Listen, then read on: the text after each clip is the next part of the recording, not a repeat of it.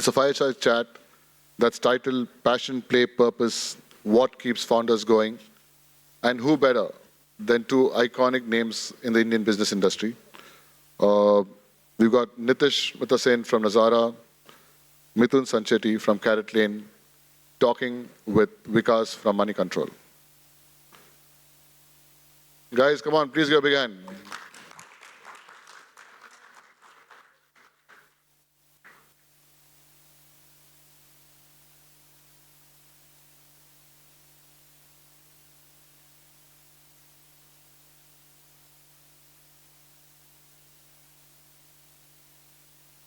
Because you can take one corner.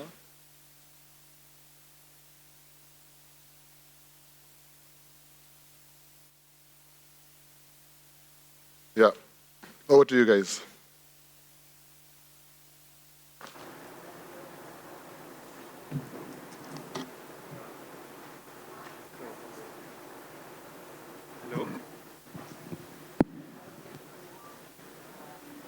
Hello. Hello. Hello. Hello. Hi. So actually, this is actually a very interesting conversation. One is the founder which runs one of the India's oldest gaming companies, and Mithun is the person who is the founder of Caratlane and the founder with one of the highest cash exits in India, which is quite rare, especially in India. So, and he's now the promoter of Nazara as well. So I just wanted to start with IPO is currently the flavor of the season in India. So, Nitish, I just wanted to rewind to your IPO. So, how was your founder journey until the IPO, and how has it evolved after IPO, and what keeps you going after even 25, 26 years now? Yeah. Sure. I think even up to the IPO, right, it was quite a long journey. We started in 99, 2000, and we are now IPO'd. We attempted first in 2018, the IPO. Yeah. So we were already 18 years as a company. And then we were successful in 2021, finally. So I think it was a long journey full of pivots. We started at a time when the gaming industry really didn't exist in India.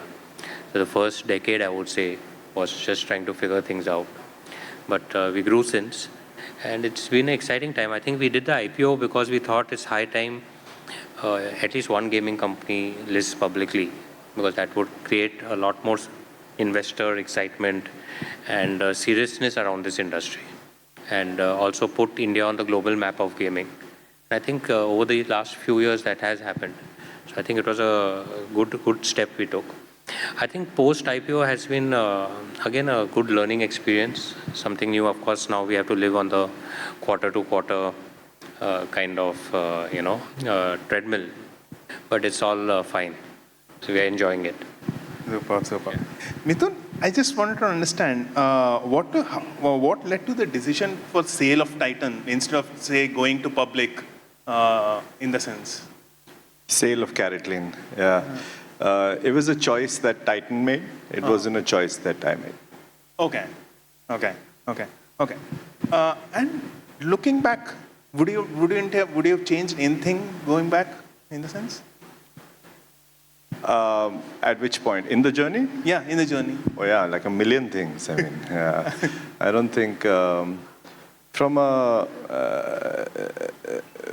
consumer point of view, I think we could have solved the consumer value proposition a lot sooner. From a supply chain point of view, I think we were possibly best positioned to understand the change in our gold pricing and what should we do for it. And from an investor point of view, or let's say from a shareholding point of view, maybe if I had made less mistakes, I would have been owning the company today also. Great. So looking back, I was curious, what are the kind of early challenges that tested your conviction as founders? Both would. I think both of us started very early. Gaming for him in 1999, which was way early from where the internet was in India itself also. And for me, in 2008, when Flipkart was formed in the same year, trying to sell jewelry online. So I think the biggest thing, at least I feel, is that we learned patience and to sort of stay with the problem long enough because you know that you're solving the right problem. That I think was my life's biggest learning itself also, that sometimes you might be early, sometimes you might be late for a problem. As long as you believe it's a problem, let time solve that part of it. You don't have to solve everything yourself. Never make time your enemy, make time your friend. Nice. Nitish? Yeah, no, I think, being early has its advantages and disadvantages. Right. And I think you need a lot of perseverance if you are early, and a lot of passion to carry you through those early years, right? I think that is very critical. In our case, like I said, it's been a long journey, but I think the Indian gaming industry is, going to take off. It's already taking off, but it's going to become, I think, very globally respected over the next few years to come. So we're in a very excited place to be. Okay. So typically a founder journey always has this ups and downs, right? And lots of ups and lots of downs also. So did either of you, did you ever come close to giving up? And if it was, what took you, what kept you going forward in the sense? Well, in my case, I started gaming at a very young age. I started playing games at 4 or 5. Started coding games at 7, started this company when I was 16 or 17. So honestly, I really never knew what to do anything else besides gaming. So I think giving up was never an option. Yeah, no, unfortunately, I never wore my own jewelry. so I didn't have that luxury. But yeah, many times. I think the number of instances where either government regulation change and it causes problems for you, or the consumer is not reacting the way you really think. When I was younger, I really felt that it's my birthright. Every time I launched a feature, every time I launched something new, I always felt that the consumer should react to it and do it the way I'm doing. And when they don't, you sort of blame the consumer or you blame the developer, but you never blame yourself for what you've actually done over there. And so many instances like that, failure of a transaction in somewhere in between. The list is sort of endless. I think what really keeps you sane and going, and I'm sure, Nitish had the luxury of having his dad with him as well also. So all the right people around you at that moment who essentially guide you just because they have undying love for you. And that, I think, is very, very important. Okay. Mithun, so since after exiting Caratlane, you have become an active investor both in public and private companies, right? What is kind of driving that conviction to back founders, including Nitish here? Actually, I was more active before selling Caratlane. I had 140 investments before selling Caratlane, and I have only 20 after. So the only difference is that obviously the check sizes change at that point. That's it on that. The 140 taught me a lot, that I understand a certain kind of businesses, and I saw money being made in a certain kind of businesses. Everything I identified in my life as a sunrise opportunity, as a sector. You didn't need to be the number 1 or number 2 player. You don't have to worry about that. You just need to find the sunrise sector. Because I feel businesses can't be built unless and until the consumer you're going after is massively desirous of that category, or somewhere along there is an aspiration to be in that space itself also. So our investment thesis at the broad level is very simple like that. Second, I have known of Nitish all throughout, and he has possibly had the greatest Indian investor ever back him as well, who never believed in technology-run businesses, and possibly he's the only one that he backed as well in Rakesh Jhunjhunwala. But so there was always this view of what is going on in the business. So large category, somebody who stayed with it himself. He's a part of the cohort because he games himself. Somebody can say, why does it not grow fast? Because the market is taking its time to sort of reach where it is as well also. And I believe that the best years are ahead of the business.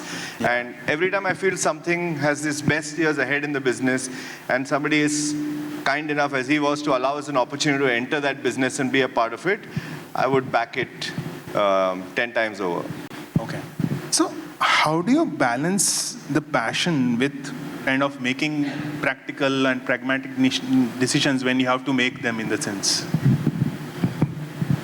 Sorry, didn't understand your question. No, so how do you balance your passion when you have a passion for the startup with kind of need to make practical and pragmatic decisions whenever it's needed? Look, when Nazara was started of the dot-com boom and followed by a dot-com crash, I think we learned a lot of hard lessons. That just passion can't fuel you forever, right? You have to have cash flows, you have to have profits, you have to have revenues. And I think we learned a lot of our lessons then. And therefore, I think we are very practical and pragmatic in the way we look at opportunities, especially in something like gaming, right, where technology changes all the time.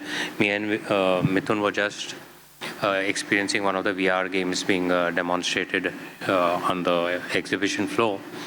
And we've been looking at VR for the last decade. Now, a lot of times technology is very enticing and can draw you in to invest in it. But if you don't have the timing right, you can burn a lot of money. Yeah. And also go out of business. So I think those are the ways you need to be pragmatic. That also does the business exist. You have to do R&D, you have to innovate, but being too early and investing too heavily can be a big challenge. Okay. Mithun, you want to? I have a philosophical answer to it is, something Scott Fitzgerald said beautifully, that in your 20s, every opportunity is like a rolling stone. That's where I feel passion is at its maximum in every aspect of life. Yeah. In your 40s, life is, you're sitting in a cave and every opportunity, all you want to do is protect what you have as such like that. So the left side of the brain is very active early on and you passionately chase everything. As time goes by, the right side becomes even more active and then helps you balance the two things out. So now I think in my 40s, it's a lot easier than it would have been to do that in my 20s itself also. So I'm a little more, like I said, 130 before, and now with more money, only 20. That just reflects that, you don't end up doing that. But in terms of finding people who have a passion for it, I love to find people who are a microcosm of that industry as such. So if you really belong to that space and if you're willing to stay with it for very long, you will automatically stay very, very long for it. I've been in businesses as an investor where I felt that they were the best position to solve it, but they were not a part of the microcosm. So they left that industry too early. They didn't stay with it long enough itself also. And so I think passion sometimes gets misunderstood. If you are passionate about something, and then you have to think about longevity. And longevity only comes with passion if you are really a part of that cohort itself. Yeah. Which is living example. Correct. Also, a founder's journey is always kind of described as a lonely experience also, right? How important is kind of having founder friendships or kind of founder mentors in the sense? And kind of how has your friendship evolved as your time over the last year or so? Sure. No, I think we've been very lucky, right, since our early years to have, very good mentors and well-wishers. Shami Kapoor, the actor, was one of our original mentors who I learned a lot from. He was very passionate about internet and technology. I think he had an instrumental role in pushing me into starting something in this interactive space. Sandeep Singhal from Westbridge Capital, who bet first on us in 2005, worked very closely with us for many years. Mr. Rakesh Junjunwala, who took that big bet on us in 2018, right? And now Mithun, before Mithun, Nikhil Kamath of Zerodha, the Kamath brothers. So I think all along our journey, we've had the right mentors coming to us at the right time. So I can say we've been very fortunate. I think we're very delighted to have Mithun join us and to this part of the journey, taking it to the next level. Mithun? See, we are both Banyas. And we have something very interesting that happens in our life, which is Diwali, and that just went by. Yeah. And if you ever, in our community, what happens is that right below, on Diwali day, we have this books of accounts called Bai Khata, in which we write 3-4 lines. And sorry for boring everybody about this, but really, if you go into the essence of it, the literal translation of that, and might change with the gods that you follow as such, give me the strength of Bahubali, the wisdom of Ganesha, the creative ability of Brahma, the knowledge of Saraswati, and of course the wealth of Lakshmi. Okay. So if you cannot find all-in-one God, you're really not going to be chasing one person to get all your knowledge. So it's that much more important to be all your life meeting different people for different problems and different skill sets and learning from them as much as you can. And I think at different times, all of us will automatically run into people and gravitate towards those who are going to solve the problem which is in front of us at that moment as well also. Okay. And it's just way of the way the universe works, and our job is that opportunities will present, people will present. We have to figure it out and do that, because really I believe in this world now there are more mentors than there are mentees. You know, it's just a function of figuring out whether you found the right one or not. Yeah. So what do you think about the current generation of Indian founders? What are they getting right? What are they missing? For you, I think you're working with many more Indian founders. I think very, very confident. World view is there, visible to them. Enough of them are starting early, so they have an opportunity to make a mistake and then be able to recover from it as well also. Capital is not a constraint for them. I mean, we would have died like waiting behind 20 people with 500 meetings trying to figure out how are we doing. And but today, even before you get started, in an incubator in every single university available as well. So passion, hard work meets capital very early today. And we are seeing that many more successful businesses coming out. Undoubtedly, I think India as an ecosystem is evolving for young entrepreneurs to get started. I don't see, I think we'll only go better and better from here. Yeah. There will be better versions of what you see sitting on this table, I mean on this dais right now. Yeah. Yeah, I also think India has an opportunity, right? The time to scale has significantly shortened. What we did in 25 years, I think now can be done in 3 years, because the whole ecosystem has matured significantly, whether it's your digital payments like UPI, whether it's internet access, whether it's a device penetration, whether it's a youth demographics. There's so much going for it. It's a public markets. I think companies going from zero to $1 billion plus IPO in 3 years, 4 years is now what you're going to regularly see. Yeah. What do you make of the current wave of IPOs? There has been a lot of IPOs this past 2 months itself. This Lenskart, we grow. What do you make of them? I mean, how do you look at as an investor in the sense? I mean, I'm a big fan of both Lenskart and Grow. I think they're fantastic companies, very misunderstood by general public about where the valuation sits itself also. If you look at the first quarter revenue and profitability of Lenskart, that's a very different picture from what last year's numbers are itself also. I think it's time will tell whether this stays or not, the number stays, but all of these really good companies have gone reverse because there's a very when demand supply plays out, selling pressure of stock is there, then public shareholders come in later as well.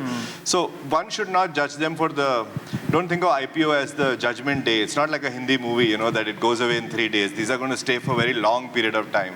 And I have no doubt that both will create a lot of investor wealth as well. I think these are fundamentally very well-run businesses. Yeah. It takes time to adjust to the public market because they were in the private domain for a very long period of time. Their challenges were different. The outcomes were very different as well also. It takes its time. Give it 3-4 years. If you're holding something for 10 years, these are great companies to buy into. Nitish, are you feeling lonely as the only gaming company which has gone IPO in India? When do you see the next gaming IPO? Look, we were expecting a lot of IPOs to come through the RMG or the real money gaming companies in this year, but obviously with the new regulations, that's gone out of the equation. But I think, again, whether it's next year or the next 2 years later or 3 years later, I have no doubt that there will be a flurry of Indian gaming companies coming. If you are starting up now in the current scenario, what would have changed about how you started off, or in the sense? I think it's very difficult to think in hindsight and see what you would have changed, right? Yeah. But there's so many different routes to where you can get. I think I would focus more on what we can do now and what we can do in the next 2-3 years. I think Nazara, where it stands today, having a global ecosystem, we're really emerging as a global player in the gaming space. And I think there's a lot more that can be done there. And that's what's really keeping us very excited. Okay. And how often does a founder needs to reinvent themselves, considering how the technology shifts to navigate them? No, I think founders are learning mode mindset. That's why you call it a founder. There's nothing else to it as such. That's otherwise a glorified term of that father, on that. There's nothing else that you say to that. Reinvention is a function of is what the business happens. Learning is what the founder does. So I think learning and relearning goes on all the time. And when there is sufficient change in the system, reinvention will happen on its own itself. Now, think about all the businesses, including Lenskart, and all of these built over the last 25 years. Technology changed overnight, right? With Gen AI, etc., all of that stuff. So now you can't reinvent from scratch as well and do something like that. But this energy that these founders have, they will do that as well also. But if you think that in the absence of that energy, somebody can do it, it might not happen. If you have to give one piece of advice kind of to a founder starting up now in the sense, or a gaming founder in the sense, what would you give? See, for me, I always say there are my 25 years as a gaming founder as well as an entrepreneur in India is distilled into what I call the 3 Ps, which is passion, perseverance, and positivity. Okay. So for me, one is, of course, keep experimenting with multiple ideas, multiple things to discover what is really your passion. Because if you're passionate about something, you will be able to endure all the tough road to success. Second is perseverance. Nothing comes, if it comes easy, well and good, but if it doesn't, you have to be ready to persevere and keep chasing your dreams and your goal. You can't give up easily. So perseverance is extremely important. And for me, the last thing which I believe is a very underrated superpower, is just positivity in everything you do. Okay. You don't think win-lose, you think win-win. You don't every time want to fight with people, leverage your ego, get into legal battles.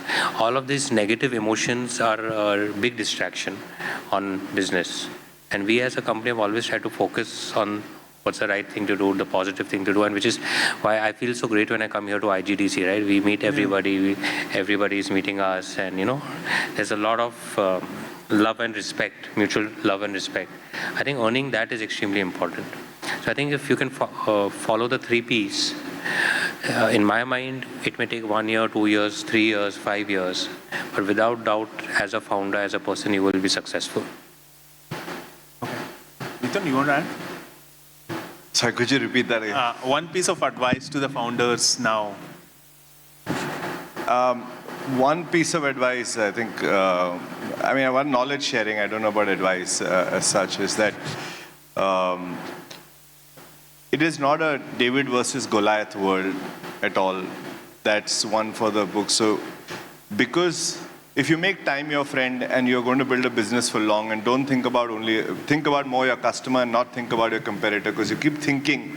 I mean, too many people who worry about, he's raised so much money and he's done this and etc. all that. Winner takes all is not a reality in 90% of the cases, or 95. Only horizontals possibly have that. And most people should not worry about that so much, but just make the customer pay for what you're doing happily. As long as your customer is willing to pay for what you're doing happily, I think you'll build a long-term sustainable business. Okay. So in true fireside chat now, kind of, let's have a rapid fire. So I was What's the gift? Huh? There's a coffee hamper. Nitish, you should give us the hamper, considering it's Nazara. So, your favorite game and why? For me, I like Super Mario. I played a lot when I was a younger person, and it reminds me very much of life as an entrepreneur, right? You have to keep grabbing these power-ups, defeating the boss, moving to the next level, which gets tougher. It's a great game, and I love the music. Most of my Instagram posts even now have the Super Mario music. You know it. Yeah. I'm a huge fan of Super Mario from Samurai days, playing that and sort of doing that. And also, there was an old Spectrum game I used to love like crazy.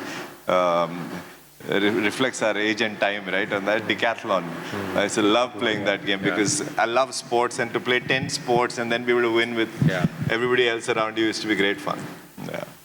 A book or a kind of a movie kind of moment which changed your founder perspective?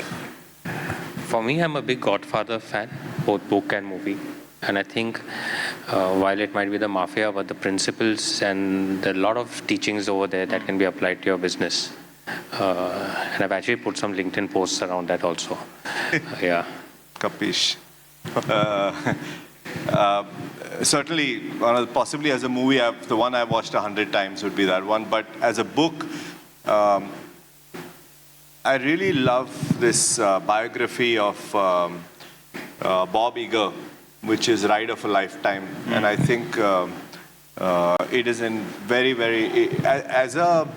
as somebody who likes to scale and somebody who likes to build something and doing that in a consumer business, I think one, he's articulated the journey of Disney very well from where he has taken that forward. And as an investor, it gave me a lot of confidence. As an operator investor, that book gave me a lot of confidence. I really love that book. Okay. Is there a founder kind of who you look up to kind of for inspiration? For me, Mithun Sancheti. No, I think, and I speak for him as well also, there is awe for so many people who build around us and who have persevered, and you will not see the battle of 1,000 cuts sitting on dioceses and see that part, and everyone will know that the other person has been through exactly the same thing as even more or even a little less than that. I think those who embark on this and stay with this, my respect for my own parents went up 100x on this, Well, I respect them a lot, but still can go 100x just thinking about how they've been through all of this and sort of done that. Huge respect for all those who take on these mantles. Founder or investor? Founder. You also? I mean, I'm still founder of this. But you kind of invest in companies as well. So I was like, But more from the Nazara platform. Correct. So it's like, is there something that we should kind of, Mithun, what is kind of your next play? Is there something that we should expect? What's Mithun Sancheti up to in the scene? No, I mean, I love consumer businesses, and I would love to find new consumer problems which the customer wants solved as well also, and keep looking to scale those. So certainly those are areas. I'm really enjoying the time. I'm learning everything about gaming. For me, it was the first time looking at a VR game. I'm not even sure whether it's a great game or a bad game or anything else. Just the first time trying it out is so much fun to see something new. And my head from there till here, I've been thinking about what does it mean in terms of engagement for customers? How will they move around? How do you build this? What happens, etc. So mind's at play with consumer problems. Nitish, how many more acquisitions more? Well, we try to do one a quarter. Maybe now with Mithun and all coming in, we'll do more. Yeah. Anything else we should expect? Well, today we want to, I think this is a great segue to use this platform and all of you present here for a very special unveiling. Nazara has been around for 25 years, started in 2000, we are in 2025, and we thought it's a great time to refresh ourselves, to reposition ourselves. And also we thought that IGDC is a great spot to do that. So we are going to use this platform to unveil our new logo, our new tagline, our new brand positioning. I'll let Mithun do the honors by telling the secret code, which is आपको बोलना पड़ेगा. Enter magic. Hit it! That's what I'm talking about. Wait! Okay, now, from the beginning. Hit it, boys.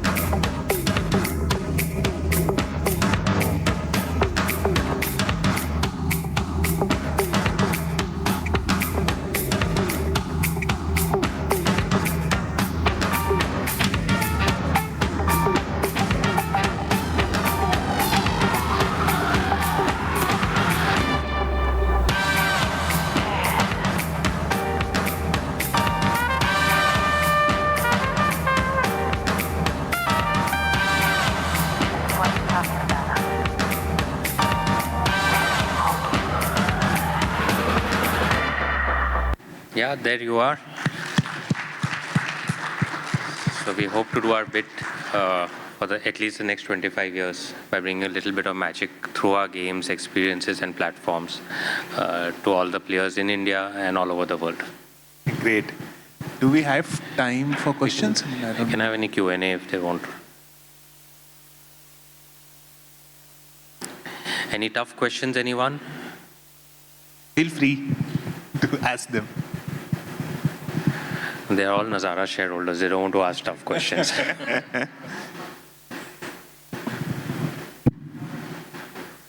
Good. Shall we wrap up? Yeah. Okay. Thank Thanks you, a lot. everyone. Have a Thanks, good everyone. IGDC. Take care. Bye.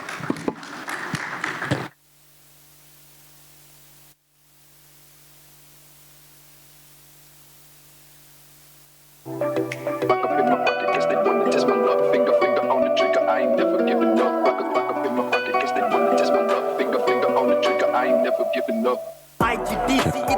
We will be breaking for lunch and we will resume at 2 p.m. Thanks.